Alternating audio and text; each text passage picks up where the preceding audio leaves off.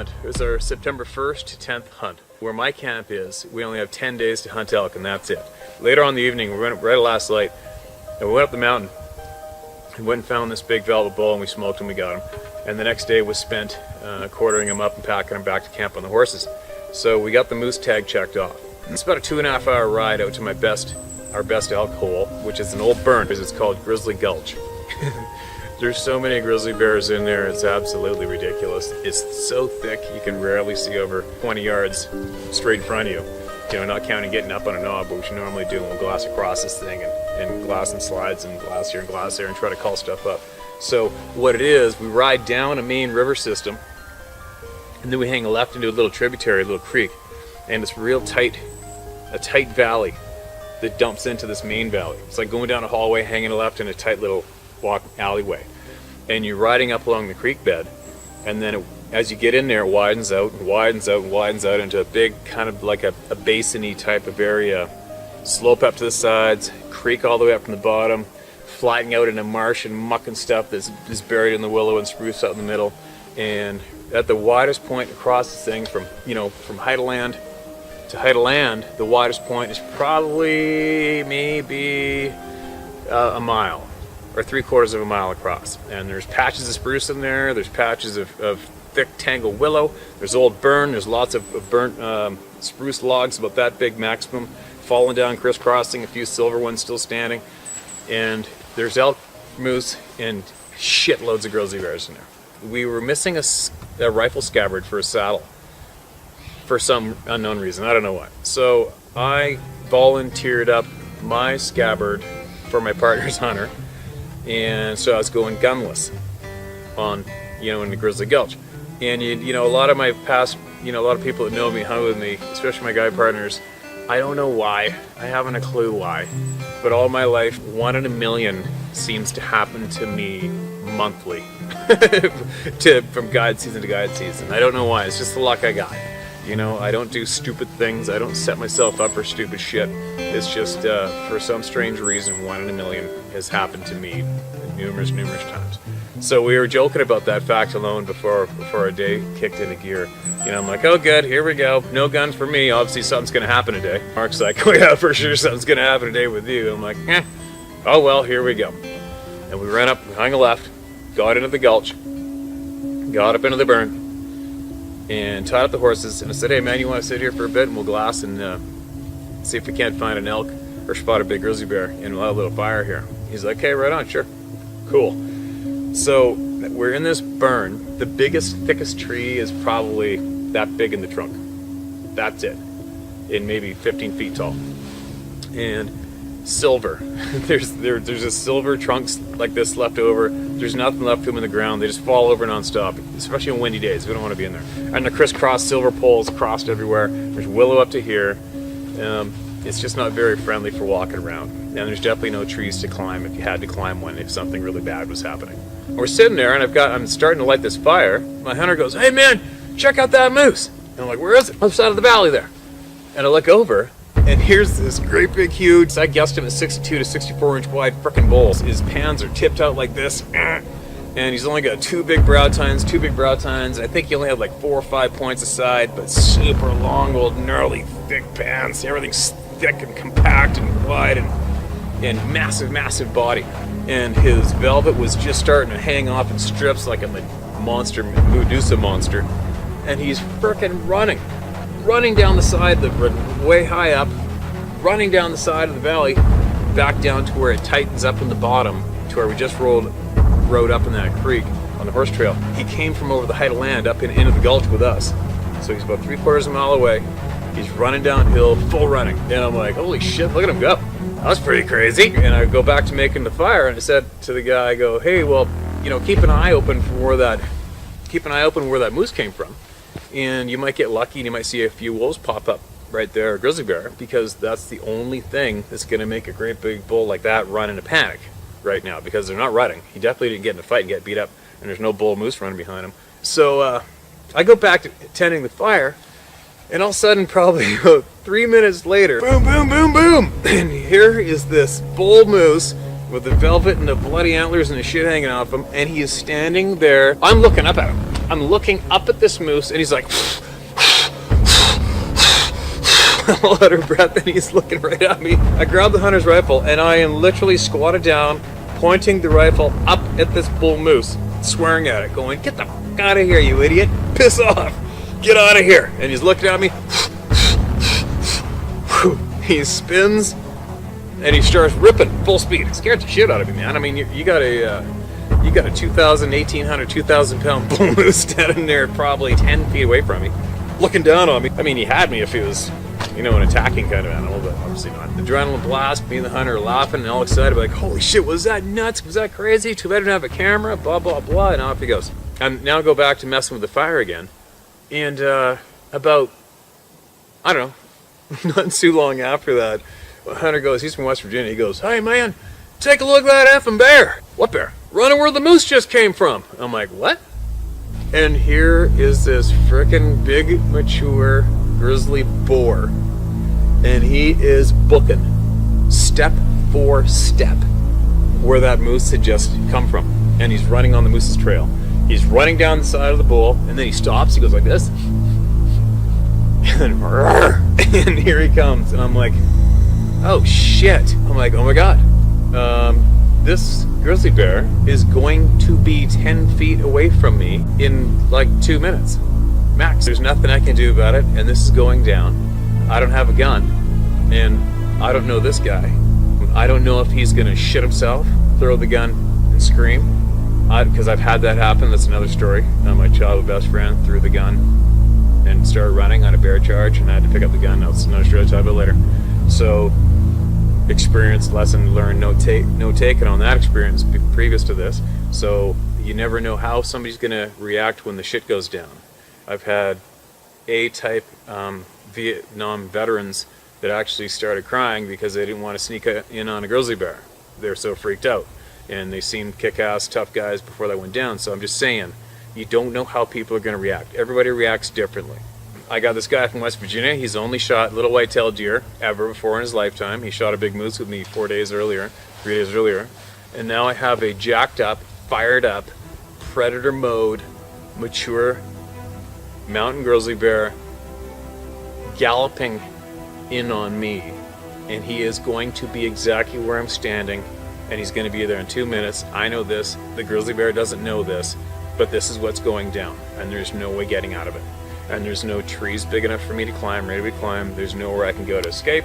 The horses are tied up down the hill. So right away I go, okay, back up from that spot, back up. I wanted to get obviously farther than 10 feet.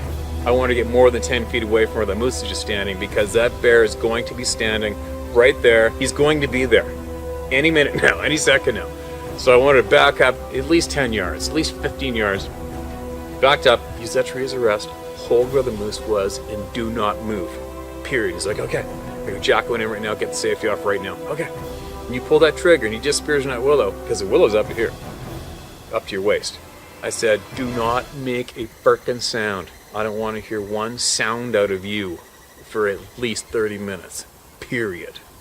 And that's another story, because in the past I've been in on bear kills where we shot them, laid them out like a rug, sat there and watched them for an hour, and had lunch, and then had to go around above them to get dropped down onto them, lost sight of them, got down to where he was, and they're gone. They're still alive, and all hell breaks loose. And that's another story. When you shoot a great big grizzly in close quarters, he disappears in a willow. Do not make a frickin' sound, unless if he doesn't know you're there, he doesn't know what did that to him. You're gonna be good. He's not gonna get adrenalized. An adrenalized grizzly bear with a bullet hole in him is the worst thing on the planet.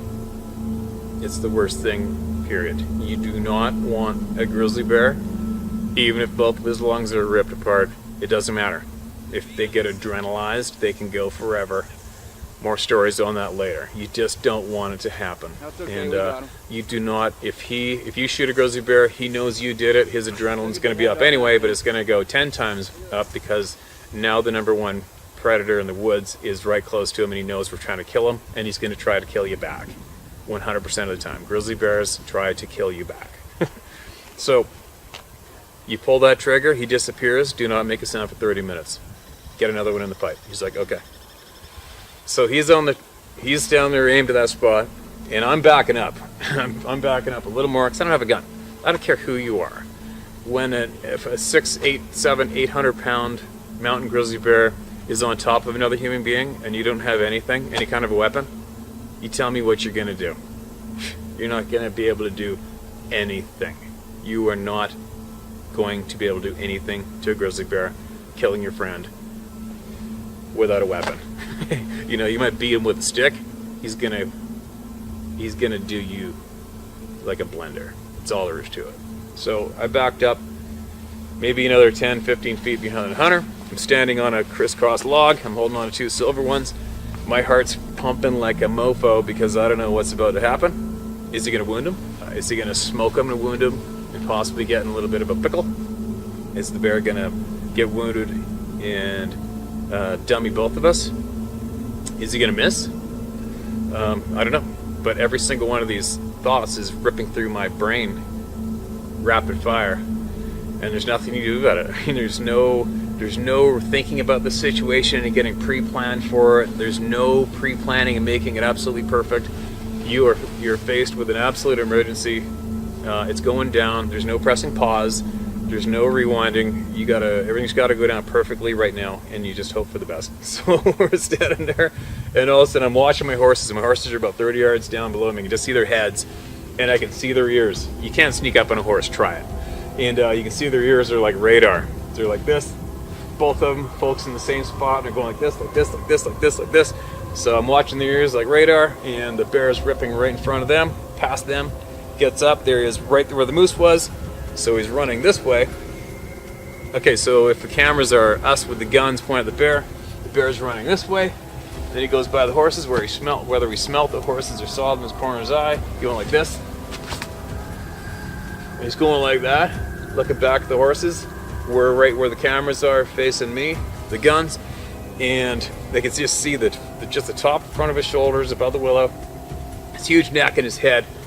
And I could see the hunter had a dead rest. The hunter's in front of me, bear's right there. And I just whispered real quiet, neck him. Like, neck him. Boom! Boom! I saw the shot fly. Boom! The grizzly drops into the willow. He jacks another one in.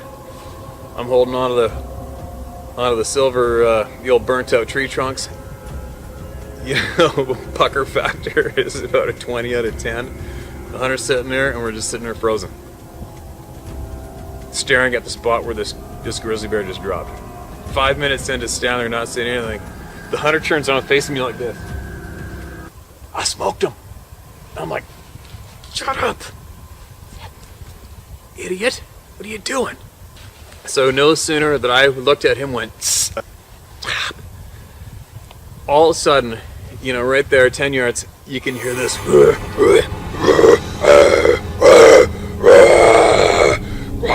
And you hear the most evil, angry, brutal, barrel chest voiced rumble through your frickin' soul sound is belting out of the willow. Right there. Like, right there. And it's getting louder, and it's getting louder, and louder, and angrier, and louder, and angrier. There's probably finger marks in those two tree trunks, and I'm just staring there frozen thinking, holy shit, now what?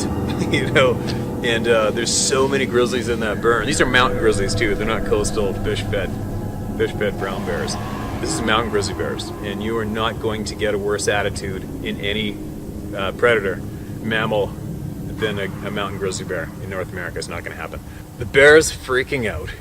The hunter's still standing there, this willow up to like just past your waist, maybe your waist height willow, and you just can't see in front of you. And he's in that willow, and he is going off, and he's not dying.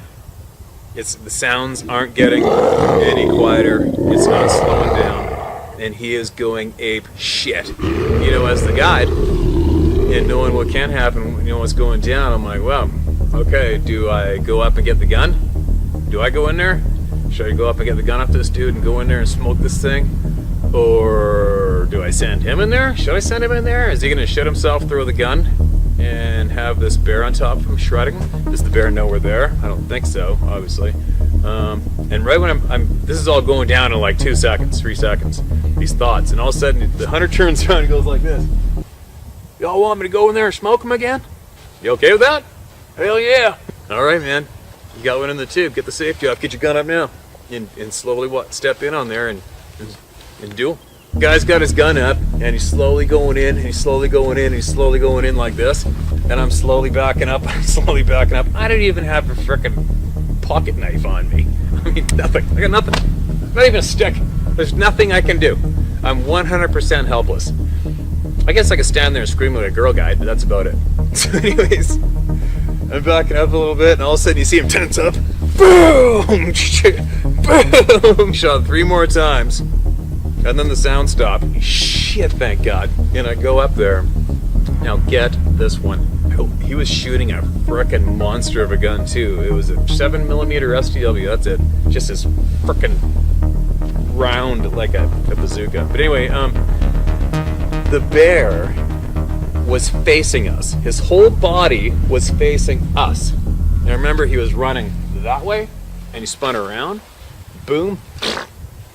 Well, he was facing us, and just as if a 4-wheel drive was stuck in sand and it burned down 4 ruts for all 4 tires, he had 4 burnout marks for all 4 paws, and his nose was folded underneath his body, wrapped under his body all the way to his butthole, because he could not pick up his head, because the hunter, his bullet did not sever the bone. It didn't hit any bone in that neck bone.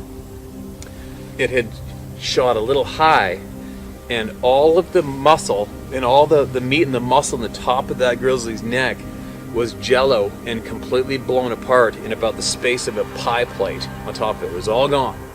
So he didn't even have one fiber of muscle fiber left to pick his head up. But he heard us. And you know, you're not gonna, that doesn't kill anything. There's no artery up there. He didn't sever the bone. That sucker was alive. You know, if that bone, it might have skipped, maybe hit one of those little vertebrae or something, because it did a shitload of damage in that meat. It didn't just burn a hole through.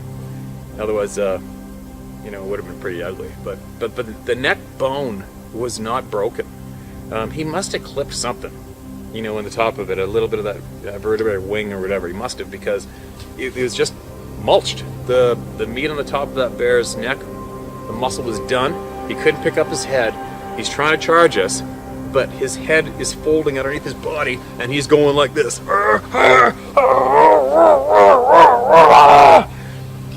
frustration that frickin' bear must have been ridiculous.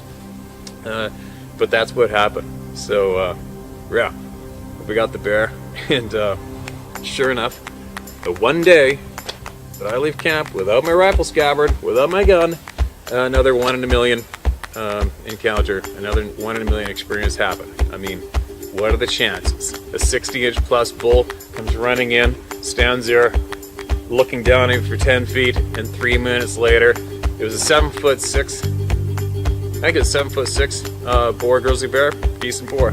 And next thing you know, you got a mature grizzly boar chasing the moose and landing in our laps at 10 feet. I mean, there you go.